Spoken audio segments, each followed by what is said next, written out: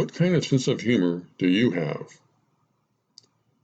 The other day, I had nothing better to do than play around for a few hours on the internet, and I accidentally stumbled across something called Gumtree, which is apparently the Australian version of Craigslist. And on it, someone had placed a very funny advertisement that had quickly gone viral. It was an ad with photo for a very pretty used ivory-colored wedding dress placed by a man whose ex-wife had apparently ran off with his best friend.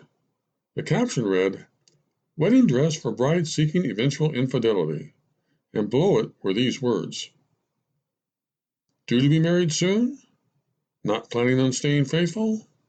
Want to sleep with one of your husband's closest friends?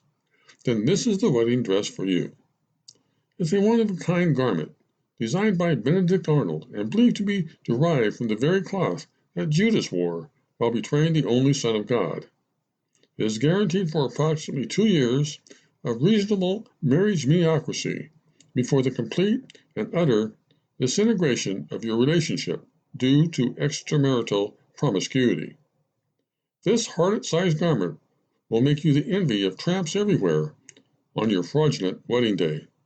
Not looking for much, make an offer."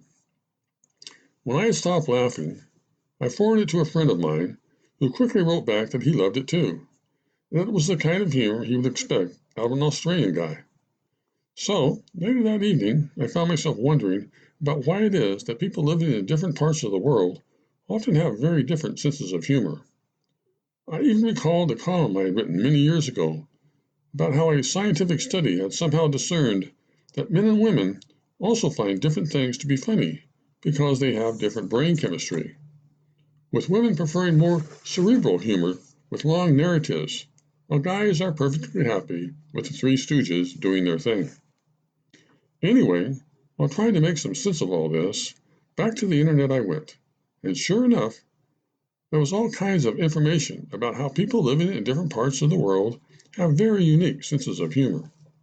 For instance, although there are of course many exceptions to every rule, it would seem that the consensus was that the British are into witty and ironic humor. The Irish like to tell long, funny stories. The Germans like their humor dry. The Japanese goofy or dark. The Russians self-denigrating. The Australians raunchy and crude. And Americans like to laugh at life.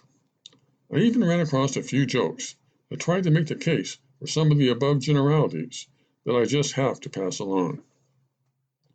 An English woman is distraught because she fears her husband is having an affair, so she goes out and buys a gun. The next day, she sneaks away from work, and just as she suspected, she finds her husband at home, in their bed, with another woman. When she presses the gun next to her own head, her husband jumps out of bed and pleads with her not to shoot. "Shut up," she screams at him, "and you're going to be next." An Australian man is walking down the street with a case of beer under his arm.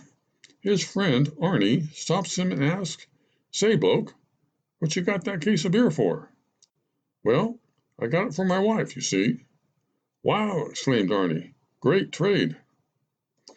An American woman's husband has been going in and out of a coma for many months, and she has stayed by his bedside the whole time. When he finally comes to his senses, he motions for her to come closer to him.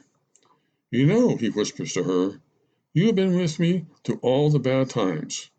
When I got fired from my job, when my business failed, when we lost the house, when I got shot by that irate husband, and even now, with my health that started to go south. You know what? No, dear, what? I think you bring me really bad luck." The older I've gotten, the more I've realized that the one thing that makes life's many ups and downs bearable is a good sense of humor. In fact, it is usually humor that keeps us from making all the unimportant things important, which of course is the key to keeping one's sanity. And when it comes to the people I want to have in my life, I always try to remember something that W.H. Ogden once wrote.